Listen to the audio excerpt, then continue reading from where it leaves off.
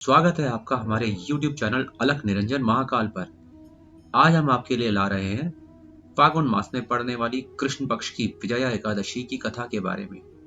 दोस्तों, यदि आप हमारे YouTube चैनल पर नए हैं तो हमारे चैनल को लाइक, शेयर और सब्सक्राइब करें, जिससे कि आप आगे भी इस तरह की रोचक कथाएं सुन सकें। प्रस्तुत कथा को भगवान श्री कृष्ण युधिष्ठिर को सुनाते हुए बोलते हैं। एक बार नारद जी ने कमल के आसन पर विराजमान होने वाले ब्रह्मा जी से प्रश्न किया, हे सुरश्रेष्ठ, फागुन के कृष्ण पक्ष में जो विजया नाम की एकादशी होती है, कृपया उसके पुण्य का वर्णन कीजिए। ब्रह्मा जी ने कहा, नारद सुनो, मैं एक उत्तम कथा सुनाता हूँ जो पापों का अपहरण करने वाली है। यह व्रत बहुत ही प्राचीन, पवित्र और पापनाशक है। यह विजया नाम की एकादशी राजाओं को विजय प्रदान करती है। इसमें तनिक भी संदेह नहीं है। पूर्व काल की बात है।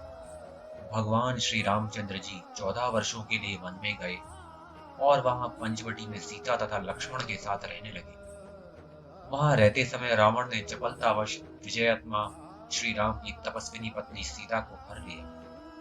उस दुख से श्री राम व्याकुल हो उठे। उस समय सीता की खोज करते हुए वे वन में घूमने लगे। दूर जाने में उन्हें जटायु मिले, जिनकी आयु समाप्त हो चुकी थी। इसके बाद उन्होंने वन के भीतर कबंध नाम के राक्षस का वध किया। फिर सुग्रीव के साथ उनकी मित्रता हुई। तत्पश्चात श्री राम के लिए वानरों की सेना एकत्रित हुई। हनुमान जी ने लंका के उद्यान में जाकर सीता जी का दर्शन किया और उन्हें श्री राम की चिन्ह स्वरूप मुद्रिका प्रदान की। यह उन्होंने महान पुरुषार्थ का काम किया था। वहां से लौटकर वे श्री रामचंद्र जी से मिले और लंका का सारा समाचार उनसे निवेदन किया। हनुमान जी की बात सुनकर श्री राम ने सुग्रीव की अनुमति ले लंका को प्रस्थान करने का विचार किया और समुद्र के किनारे पहुंचकर उन्होंने लक्ष्मण से कहा, हे सुमित्रानंदन, किस पुण्य से इस समुद्र को पार किया जा सकता है? यह अत्यंत अगाध और भयंकर जल जंतुओं से भरा हुआ है।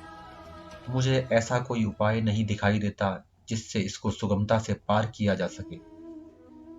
लक्ष्मण बोले, महाराज, आप ही आदिदेव और पुराण पुरुष पुरुषोत्तम हैं। आपसे क्या छिपा है? यहाँ द्वीप के भीतर बकदालभ्य नामक मुनि रहते हैं। यहाँ से आधे योजन की दूरी पर उनका आश्रम है। रघुनंदन, उन प्राचीन मुनीश्वर के पास जाकर उन्हीं से इसका उपाय पूछिए। लक्ष्मण की यह अत्यंत सुंदर बात सुनकर श्री रामचंद्र जी महामुनि बकदालभ्य से मिलने के लिए गए। वहां पहुंचकर उन्होंने मस्तक झुकाकर मुनि को प्रणाम किया। मुनि उनको देखते ही पहचान गए कि ये पुराण पुरुषोत्तम श्री राम हैं, जो किसी कारणवश मानव शरीर में अवतीर्ण हुए हैं। उनके आने से महर्षि को बड़ी प्रसन्नता हुई। उन्होंने पूछा, श्री राम, आपका कैसे यहाँ आगमन हुआ? श्री राम बोले, हे ब्रह्मन, आपकी कृपा से राक्षसों सहित लंका को जीतने के लिए सेना के साथ समुद्र के किनारे आया हूं। मुने, अब जिस प्रकार समुद्र पार किया जा सके वह उपाय बताइए, मुझ पर कृपा कीजिए। बकदालभ्य ने कहा, श्री राम, फागुन के कृष्ण पक्ष में जो विजया नाम की एकादशी होती है, उसका व्रत करने से आपकी निश्चय ही विजय होगी। निश्चय ही आप अपनी वानर सेना के साथ समुद्र को पार कर लेंगे। व्रत की समस्त विधियों को समझाते हुए मुनीश्वर श्री राम से बोले, हे राम, आप अपने यूथपथियों के साथ इसी विधि से प्रयत्न पूर्वक विजया का व्रत कीजिए। इससे आपकी निश्चय ही विजय होगी। ब्रह्मा जी कहते हैं, हे नारद, यह सुनकर श्री रामचंद्र जी ने मुनि के कथनानुसार उस समय विजया एकादशी का व्रत किया।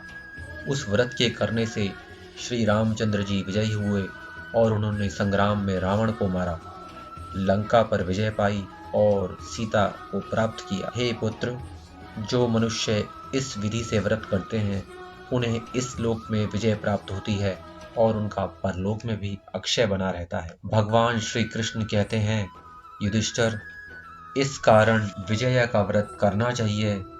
इस प्रसंग को पढ़ने और सुनने से वाजपेयी यज्ञ का फल मिलता है। कहानी अच्छी लगी हो तो लाइक शेयर और सब्सक्राइब करें।